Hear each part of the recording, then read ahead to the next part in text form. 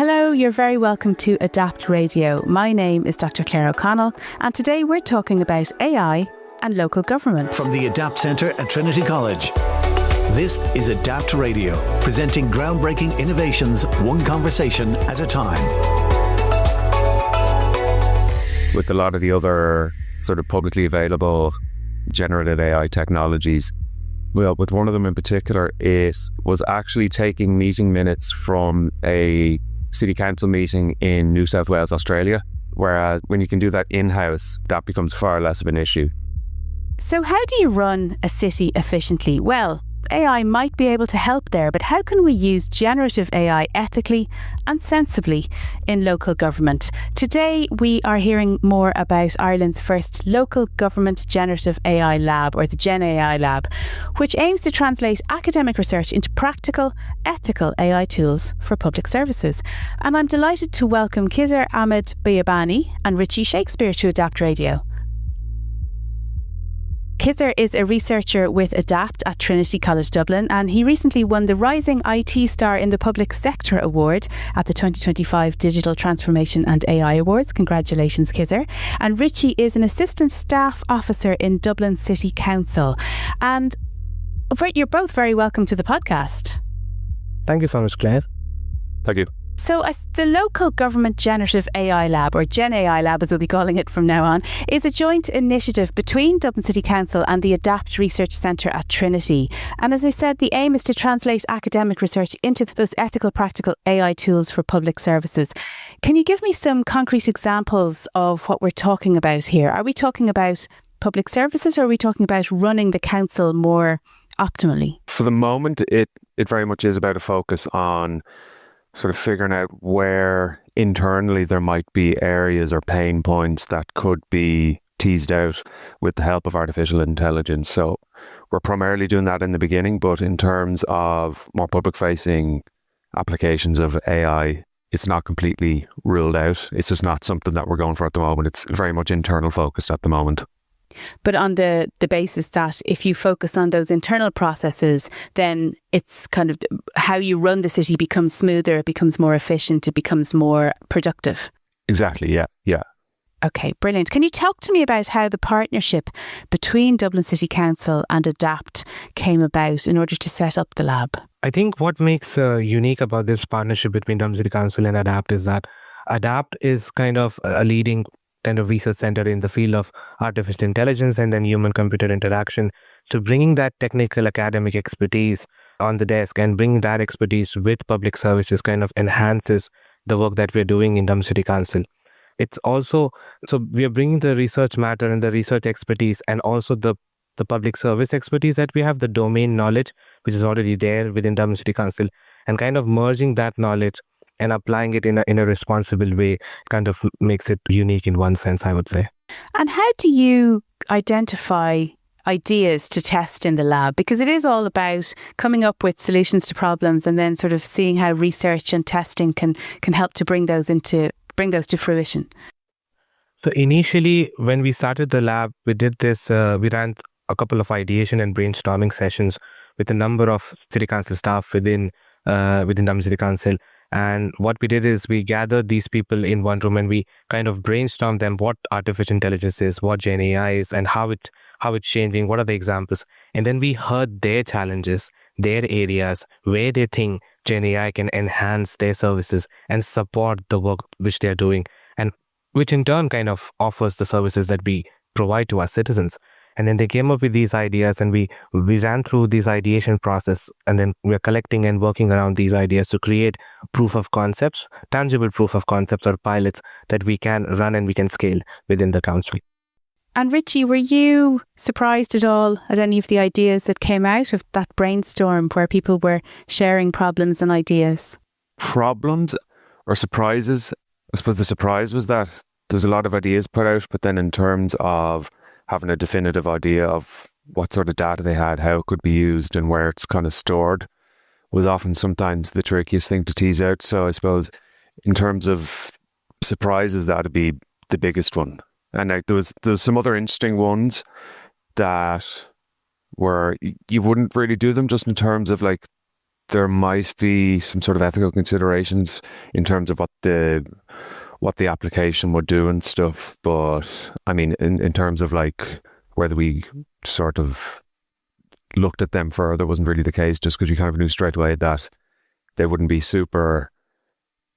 taken well by either internal staff or external staff. So we were kind of, we just kind of let them go. Yeah. Sure. And that's important as well, because there's no point in pursuing things that you know aren't going to work.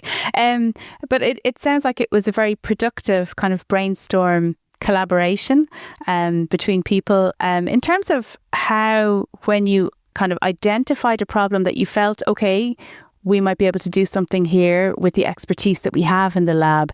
Talk to me about the process then of bringing an idea forward, and maybe you could give me an example of one that has already happened.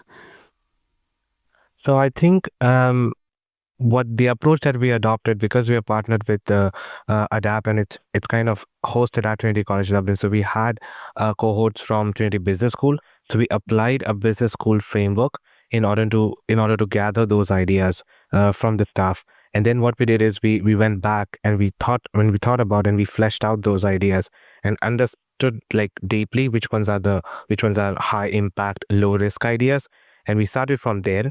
We picked those ideas, we started working on them. For example, we can give you an example from an idea that we got from the counselors. So counselor questions is kind of a publicly available data. They have a monthly meeting report every month, and that's stored in an archive which is available publicly. So what we try to do is we try to create a retrieval model on top of this data that can extract information from the council meeting minutes, and that could help staff to gain what are the insights of the meeting, what are the historical topics that's been discussed in the previous meetings, and also kind of compare those ideas. So that's something which we did.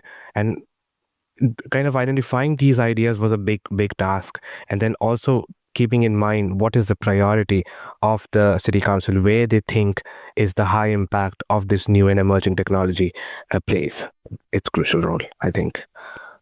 Very good. And so in the case of that particular Gen AI, where it might go into the publicly available minutes, so the data are out there already, and I suppose be like a very smart analyzer of those minutes and come out with the important points and how they map to historical minutes. Again, all of the data are all out there publicly.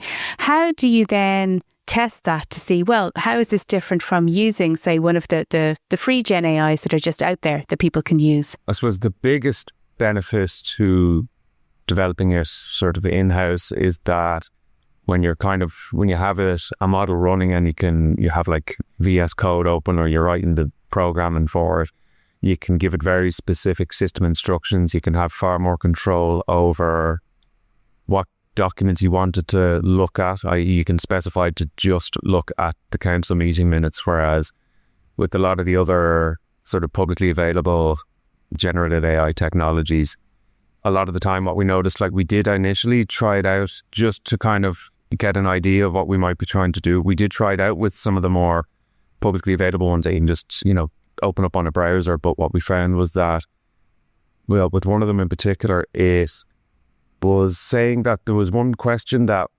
was correct, as in we were testing it, and it was like one of the things we tried to test on, it did incorrectly, but it was convinced it didn't. And we're like, no, like I have this specific question open that you're referencing, and that's not what it says in it at all. And then after a bit of like investigation, it was actually taking meeting minutes from a city council meeting in New South Wales, Australia. So it completely just different council meeting minutes that it just somehow managed to access, and it was like referencing the same question number from that meeting minutes, and it actually happened on the exact same day as the council meeting in Dublin City, and it just completely went off the rails. Whereas when you can do that in-house, that becomes far less of an issue. That's incredible, and it just shows the importance of, first of all, testing things, and second of all, having something that is trained to do a job well, as opposed to kind of relying on the versions that might be just scraping stuff from anywhere and throwing it in. And as you say, convinced it's right. Khizer, you wanted to come in there on that. Yeah, you pointed out a very good kind of an evaluation piece out there with these new models, is that if you see generative AI, the amount of data which is being used to train these large language models is huge. That's why it's called big data. And it's very evident to see that it can make hallucinations sometimes. It can create misinformation.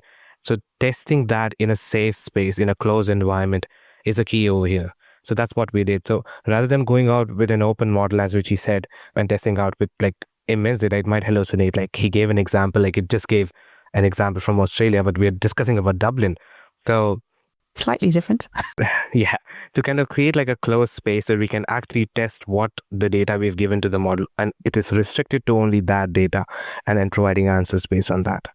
Okay, brilliant. And has that tool now started to be used in Dublin City Council in order to, analyse those minutes? So it's currently in the kind of final testing stages, but we very much are hoping to begin trialling it with a few specific staff members within DCC. So they'd be from within a specific department that would deal far more directly with councillors, and they'd be the one that prepared the answers for meeting minutes, etc. So we're hoping to either towards the end of this year or the beginning of next year start to do some more just kind of live trials of the solution, just to see how it works and see what sort of like real world feedback we can get where it's applied to the actual environment that it's meant for.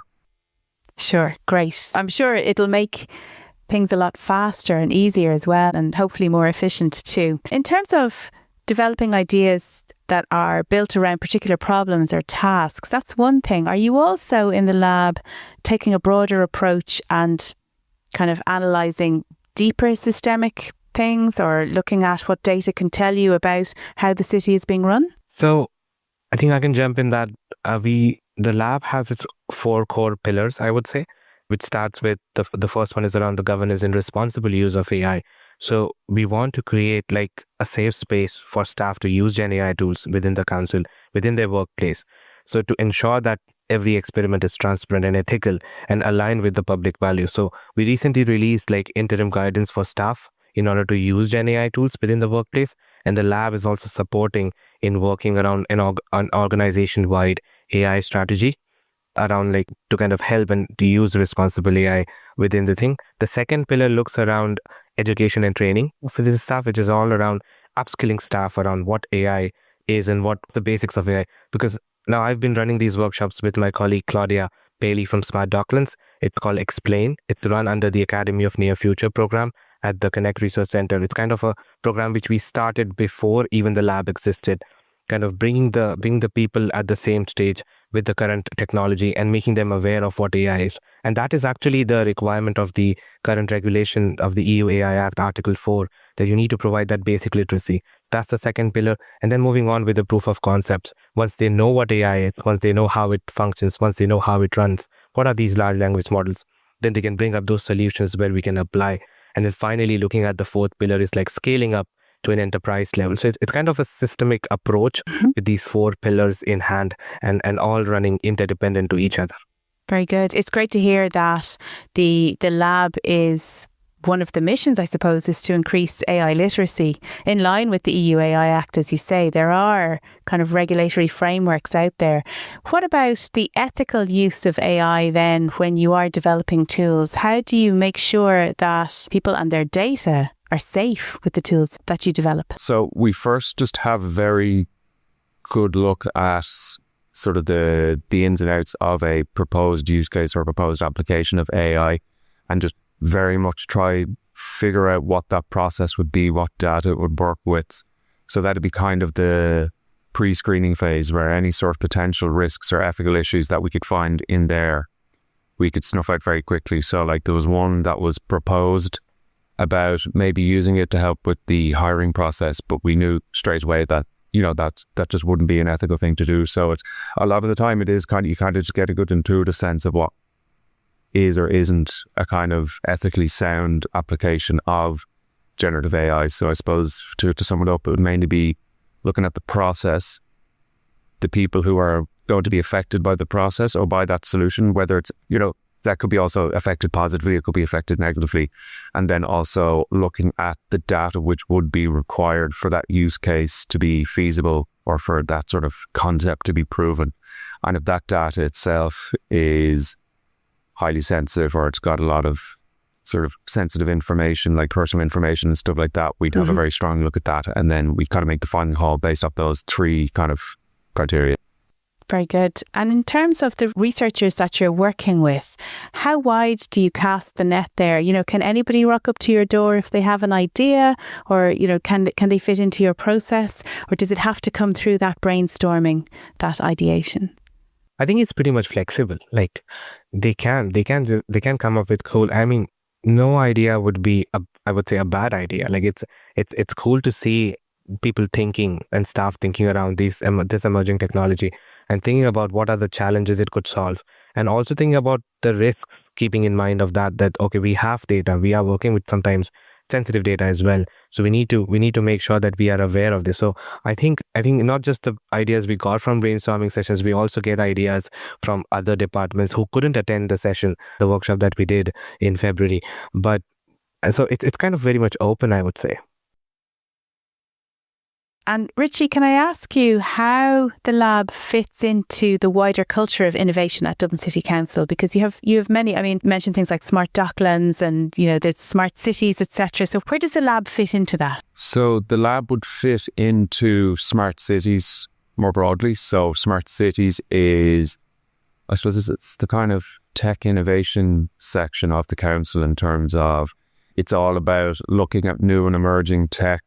And so maybe you're even just new innovative processes or innovative business models or like collaboration models, and just seeing what could work, with the ultimate goal of seeing how that could just make the city operate smarter. So one of the, I suppose, a nice example that I love to talk about with the smart cities is the smart gully or smart ring life buoy monitoring project, which was just fully rolled out, where prior to sort of smart cities having a look at it, these are all just checked manually by, you know, Dublin City Council staff, and they'd have to say, oh, this boy's here, like ticking it off. And then once we came in, we kind of, after, you know, a bit of trialing and a bit of like testing and experimenting, we actually have sensors on every single life buoy, so that now when one of them is taken, it's immediately sort of notified the staff saying, hey, this specific life buoy is missing, we need to go and replace this one. So it allows you to replace them quicker, and it allows you to be far more accurate and precise with where you need to go throughout the city, depending on which life buoys are either missing or not missing. So yeah, I think that's kind of a nice little example of what kind of the stuff that Smart Cities tries to do, and just kind of finding those new innovative ideas and seeing how they can really make a big difference to the city. And Khizer, what do you want to say about that? I think Richie covered most of the piece on the smart city. I just want to say that Dublin City Council Smart City program, it also have like a different structures of pillars. So emerging technology is one of the area where Gen AI fits in, as Richie mentioned. There are other areas where Dublin City Council is kind of focusing on is kind of GIS and survey mapping using drones. And then digital twins is one of the area where Dublin City Council is kind of more focused on. And talking about smart cities reminded me of that. I worked in the Smart City Expo World Congress last week in Barcelona, and there was a huge topic about Gen AI and digital twin and how it can enhance urban planning and structuring, like IoT operations, like all the sensor data that we have. We can combine them and layer them on a digital twin and then create those simulations and provide those predictions. That's unique about what we are doing with the Smart City vision in Dublin City Council. Just wanted to point out that. Yeah, it sounds fascinating. And the idea of a digital twin, and this is something we hear about a lot in medicine, actually, where you have a digital twin of, you know, a patient, and then you can sort of test things virtually on the digital twin that you don't have to test on the poor patient. But similarly with cities, you could have sort of almost like a virtual test bed of a city that you can test things on. It's fascinating stuff. In terms of the amount of data as well that you get from the likes of the sensors on the buoys, etc., and there's a lot of data coming in from the city all the time. Is that one of the sources of information that you can use in the lab to, I suppose, make things more optimized in terms of operations? I think we both can add on this, Richie, because we can say like data, I like that phrase a lot. Data is the new oil, because I have heard a lot. And if you see, the importance of data is the key over here. Like these models are trained on huge amounts of data. And if you're building something for a particular use case, we have to focus on its data. Now, the main key here is that data good? Is it clean?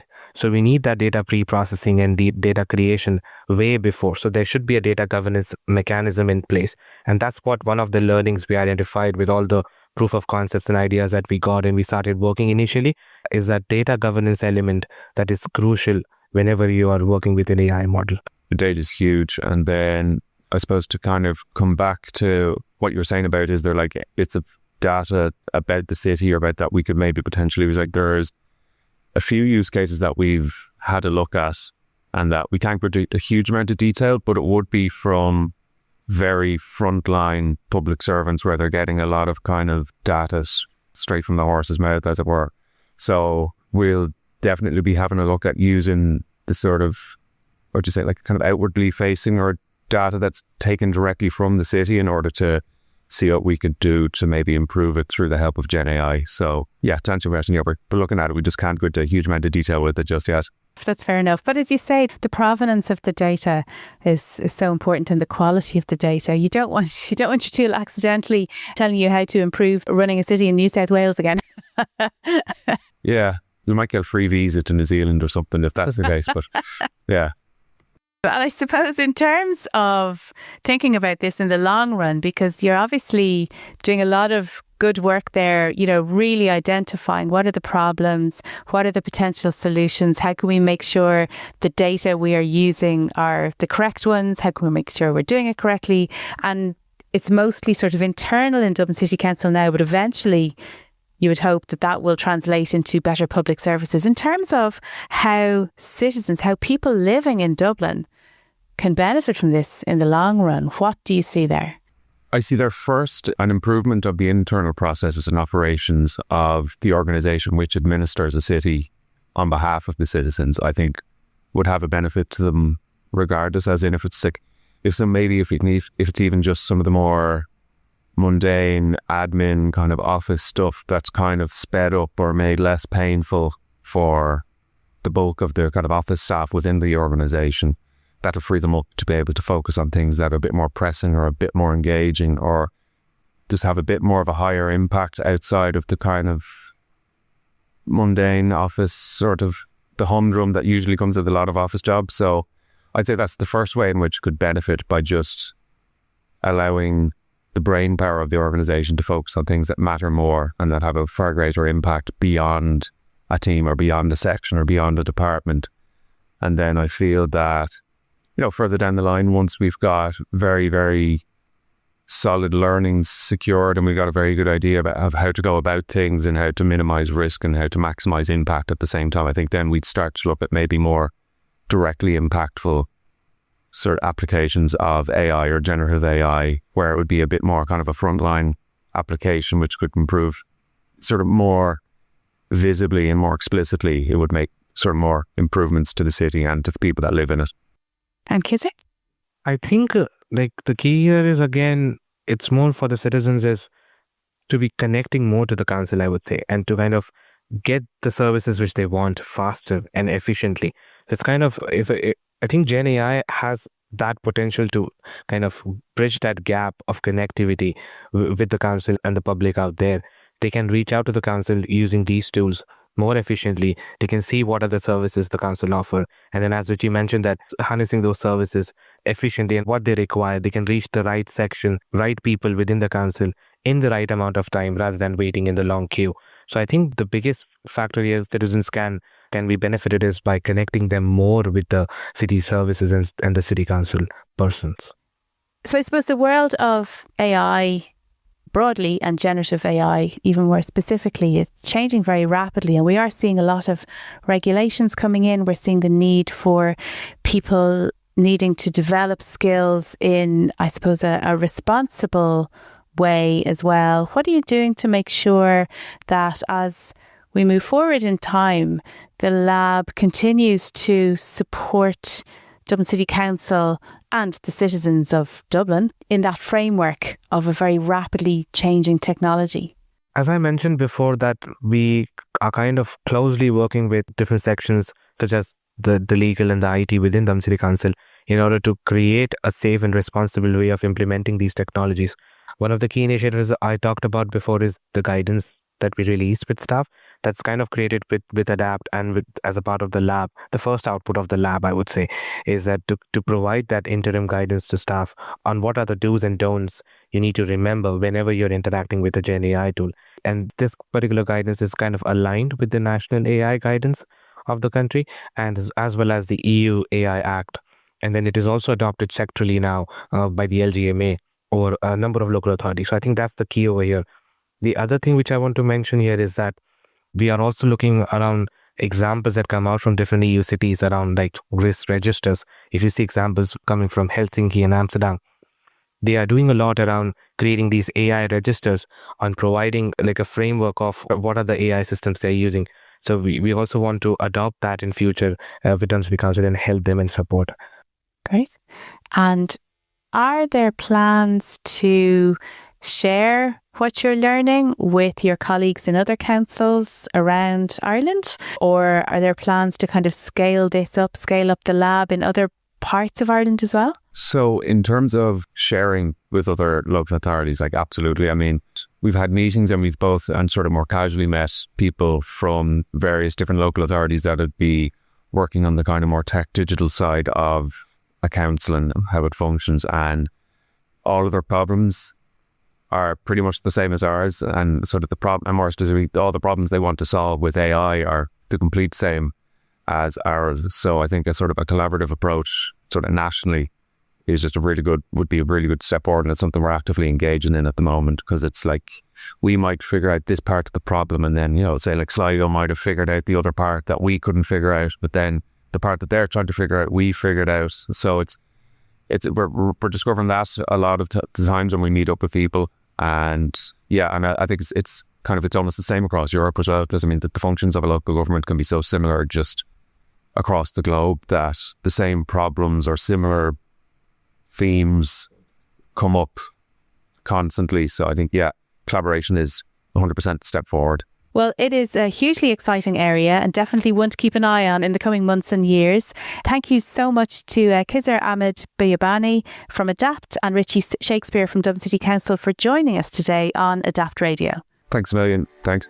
Thank you so much. And if you would like to find out more about the local government generative AI lab and other research in this area, do visit www.adaptcentre.ie. For now, though, until next time, from me, Claire O'Connell, Slán, and thanks for listening. The Adapt Radio podcast is brought to you by the Adapt Centre at Trinity College, Dublin. Find out more about their extensive research work at adaptcentre.ie. Join us next time to hear about more groundbreaking innovations. To get new episodes automatically, just click the follow button on your player right now. The Adapt Radio podcast is produced by dustpod.io with episodes monthly on Apple, Spotify, and wherever you get your podcasts.